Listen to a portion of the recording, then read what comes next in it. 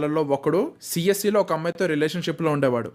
సిఎస్సిలో ఒక సో అమ్మాయితో రిలేషన్షిప్లో ఉండేవాడు. 2 years నుంచి ఉన్నాడు, బీటెక్ ఫస్ట్ ఇయర్. నేను ఆయన చూశాను రిలేషన్షిప్. వాడు కాలేజ్లో నాకు ఎక్కువ కనిపించాడు అనమాట. వాడు అప్పుడప్పుడే కనిపిస్తాడు, కానీ ఆ రూమ్లో నాకు ఎప్పుడు కనిపిస్తాడు. నేను నా ఫ్రెండ్ వాళ్ళ రూమ్లోకి వెళ్ళినప్పుడు ఆ రూమ్మేట్ అక్కడే కనిపిస్తాడు.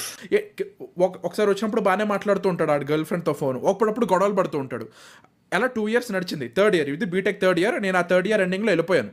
ఆ బీటెక్ థర్డ్ ఇయర్ ఫస్ట్ సెమ్లో వాడు అట్లానే గొడవ పడుతున్నాడు, ఆ అమ్మాయితో గొడవ పడుతున్నాడు, అది పడుతుంది ఇది పడుతున్నాడు. అప్పుడు అడిగాను పక్కన నా ఫ్రెండ్ గారిని, ఆడు నీకు తెలుసు ఎవడో ఆ ఫ్రెండ్ గాడు. అయితే ఆయన అడిగాను, అరే ఏంట్రా ఎందుకని ఇంత దారుణంగా కొట్టేసుకున్నాడు, ఏమైందిరా అని అంటే, ఆ అమ్మాయికి వాడికి బ్రేకప్ అయిపోయిందిరా, వాళ్ళిద్దరికి బ్రేకప్ అయిపోయింది, ఆ అమ్మాయి వేరే వాడితో ఎవరితోనో రిలేషన్షిప్లో ఉందంట ఇప్పుడు, అందుకనే ఇప్పుడు ఆ అమ్మాయి వాడితోనే బయటకు తిరగడానికి వెళ్ళింది, వీడేమో ఎందుకు తిరగడానికి వెళ్ళావు వచ్చేయమని చెప్పి అరుస్తున్నాడు, ఈడేమో బ్రేకప్ని యాక్సెప్ట్ చేయాలా, ఆ అమ్మాయిని వదిలేసి వెళ్ళిపోయింది. ఆడు వదిలేసి వెళ్ళిపోయిన తర్వాత పక్క రూమ్లో ఆడు ఎక్కి ఏడుస్తున్నాడు. ఎందుకు ఏడుస్తున్నాడో మాకు అర్థం కాల. ఆడికి 5 స్నాప్లు వచ్చాయి. ఒక స్నాపే ఓపెన్ చేశాడు. మాకేంటో తెలియదు అది. నా ఫ్రెండ్ గారు పట్టుకున్నాడు, వాడు ఎక్కి ఏడుస్తున్నాడు రా. ఆడ ఫ్రెండ్ పట్టుకున్నాడు మా అందరి ముందు.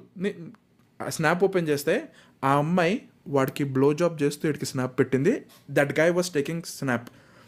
ఆ అబ్బాయి గాడు ఇలా స్నాప్ చేస్తున్నాడు, ఆ అమ్మాయి ఆడికి బ్లో జాబ్ చేస్తూ 5 స్నాపులు పెట్టింది, అంటే వీడియో స్నాప్లు.